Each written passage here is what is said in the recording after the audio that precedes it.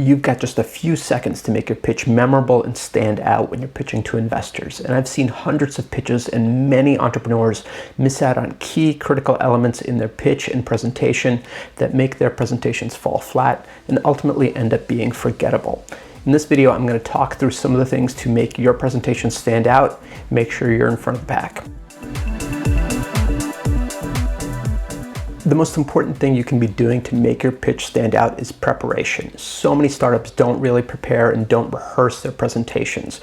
You've got just a few minutes to really stand out in front of investors. So every minute of time that you're presenting, you should really rehearse a couple hours to make sure you have that pitch down cold. You want to be able to make great eye contact, you want to be charismatic in terms of what you're talking about, and you want to convey emotion. Emotion is important because you want to connect with your audience. You want to make sure you get me to care about your presentation. You want me to feel emotional about the problem that you're describing.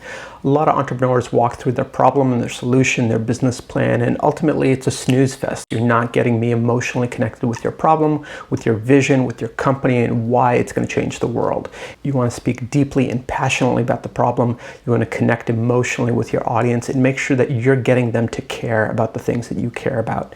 If your presentation falls flat, if it lacks emotion, if it lacks energy and lacks personality, I'm going to have a hard time connecting with you as an entrepreneur. I'm not really going to know what you're about, and it's just going to blend in with the hundreds of other pitches that I've seen.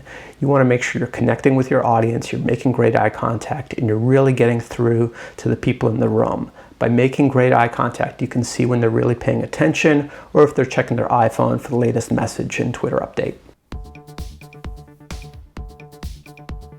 When I'm listening to a pitch, I'm asking three critical questions. I'm asking, why you? Why are you the right entrepreneur for this problem, for this particular business? Why you? What makes you so special? Why are you going to connect with this problem? What connections do you have to the industry? Why is your perspective special on this particular problem?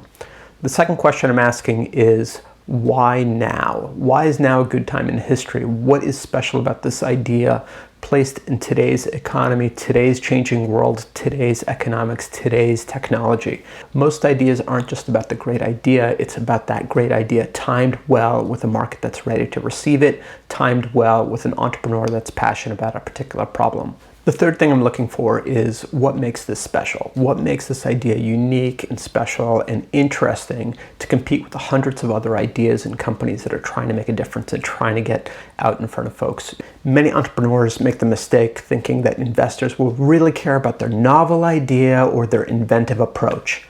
Nope. Investors care about businesses, and while the idea is important, we want to make sure that the idea is sound and set in the right space. It's really not about the technical details of the invention or idea. It's really about the business. How are you going to take that idea, that invention, and capitalize on it from a business perspective? Investors are looking for great people and great businesses that have the potential to grow really quickly. A fantastic idea without the right business and without the right entrepreneur to guide it to its growth is really not worth a lot.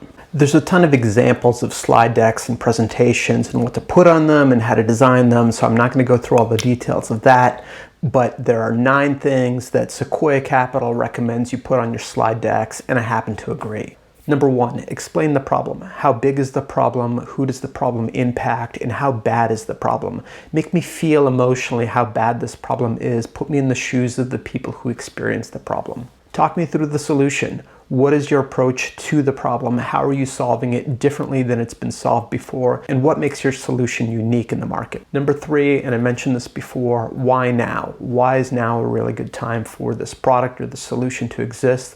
Why hasn't it existed before? And what is new about your approach or your technology or your product that makes now a perfect time? Number 4, market potential. How big is the market? How big is the market opportunity? And how much of that market do you really expect to take?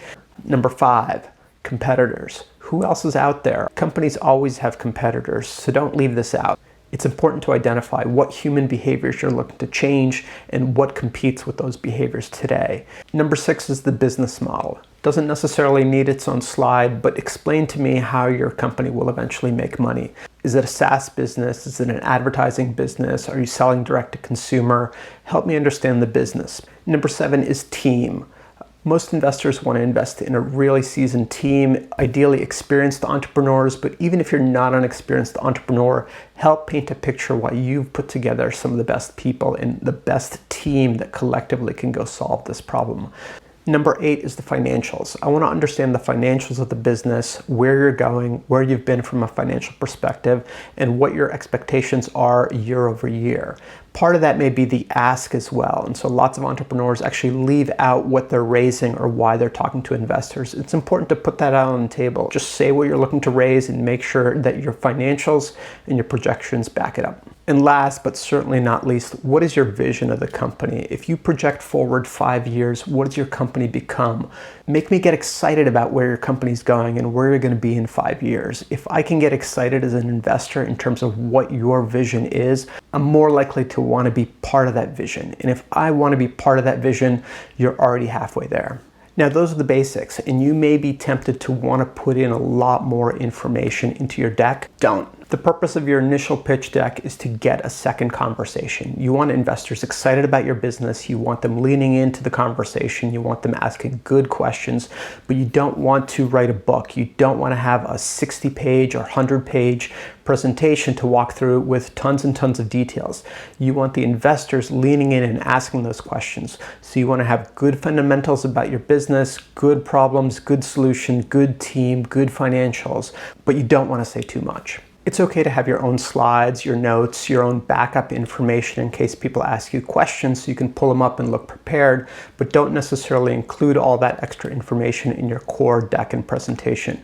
You really want to be tuning your presentation and tuning your pitch to your audience, and some of the best entrepreneurs actually come prepared and have multiple pitches rehearsed. Whenever you're asked a question on the spot, you're going to be really prepared with an answer, with supporting material, with slides, with financial information, all the things you need to really make a solid impression and connect with your investors. If you're going to remember 2 things from this video, one is preparation. Make sure you spend the time to prepare all the key elements of your presentation. Make sure you really take the time to understand the financials of your business, the problem, the solution, the customers, all the things we ran through.